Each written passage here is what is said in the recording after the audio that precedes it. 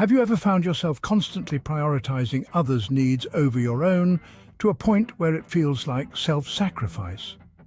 If this resonates with you, it's time we introduce a concept known as echoism. Coined by psychologist Craig Malkin, echoism refers to a psychological pattern where individuals excessively prioritize the needs, desires, and feelings of others, often at the expense of their own well-being. Echoists, as these individuals are called, exhibit several common traits. They are typically the ones bending over backward to keep the peace, to ensure everyone else is comfortable, often forsaking their own comfort in the process. They are the ones who find it hard to say no, who struggle to voice out their own opinions and desires, and who may even feel a sense of guilt or unease at the thought of asserting themselves. Many echoists have a strong, almost overpowering desire to please others. This desire to please can be so intense that it leads to a fear of being seen or heard, a fear of taking up space. This fear often results in them preferring to stay in the background to avoid attracting attention, and above all, to avoid any form of conflict. Echoists also tend to struggle with low self-esteem.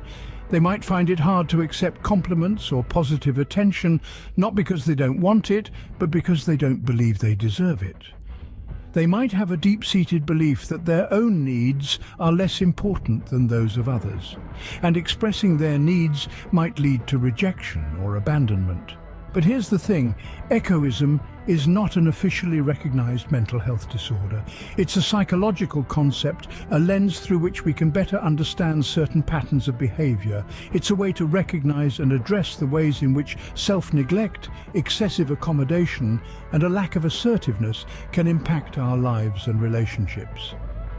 In the next few minutes, we'll delve deeper into the origins of echoism, its impact on relationships and well-being, and most importantly, the ways in which we can overcome these echoistic tendencies. But for now, remember this. Echoism is not an officially recognized mental health disorder, but a concept that helps us understand certain behavioral patterns. Echoism doesn't just happen overnight, it's often a result of various influencing factors, primarily rooted in early life experiences. The seeds of echoism are usually sown in childhood when a person's needs and feelings are consistently dismissed or devalued. This can lead to a deep-seated belief that one's own needs are less important than those of others. A belief that can persist into adulthood and shape a person's interactions and relationships. Imagine growing up in an environment where the importance of being selfless and accommodating is constantly emphasized, where expressing one's needs is seen as selfish and the happiness of others is always prioritized over one's own.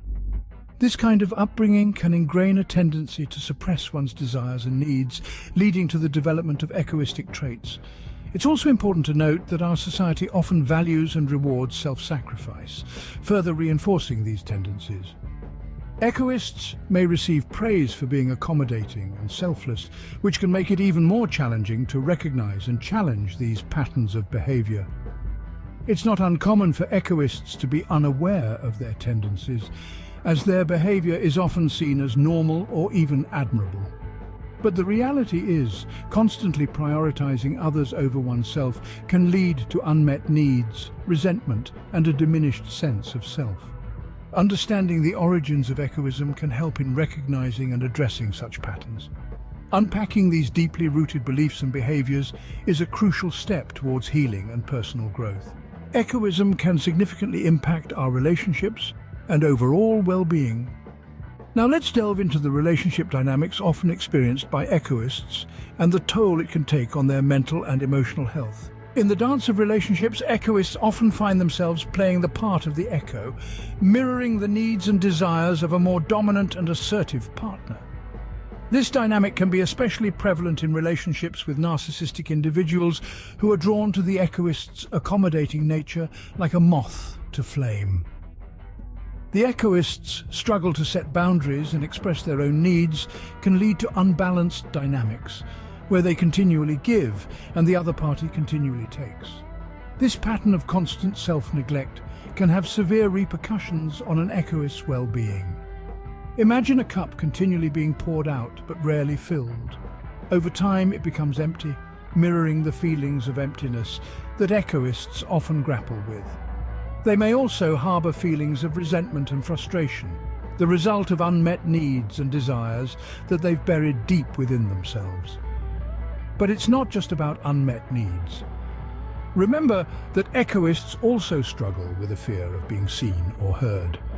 They prefer to stay in the background, so much so that they might lose touch with their own identity. They may ask themselves, who am I really when I'm not echoing someone else's desires? This can lead to a diminished sense of self, as if they're fading into the backdrop of their own lives. The impact of echoism on well-being isn't contained to the echoist alone. It also affects the relationship as a whole, contributing to a lack of fulfillment and the potential for toxicity. A relationship where one party is consistently self-sacrificing and the other is overly dominant can quickly become a breeding ground for resentment and discontent. In essence, echoism can lead to a diminished sense of self and difficulty establishing one's own identity. The echoist's journey isn't easy, but understanding the impact of echoism on personal relationships and well-being is a crucial step towards healing and growth. While echoism can be challenging, recognizing and addressing it can be a significant step towards personal growth. This journey starts with developing self-awareness. Recognizing your echoistic tendencies is the first step. Do you often prioritize others' needs over your own? Do you struggle with asserting yourself or expressing your own desires? These are some questions that can help you identify echoistic patterns in your behavior. Once you've acknowledged these tendencies, the next step is cultivating self-compassion. Remember, it's okay to put your needs first. You're not being selfish, you're practicing self-care. It's essential to understand that your needs and desires are just as important as anyone else's. Asserting your needs may seem daunting, especially if you're used to putting others first, but it's a crucial part of overcoming echoism. Start small. Practice expressing your opinions in low-stakes situations. Over time, you'll become more comfortable asserting yourself in more significant areas of your life. Therapy can be a valuable tool in this journey. Therapists can provide guidance and support as you navigate these challenges. Cognitive behavioral therapy, for example, can help you identify and change thought patterns that lead to echoistic behavior. Psychodynamic therapy can assist in understanding the root causes of your echoistic tendencies. If you resonate with echoistic traits and find that they significantly impact your well-being or relationships, seeking support from a mental health professional can be beneficial. It's never too late to start prioritizing yourself and your needs.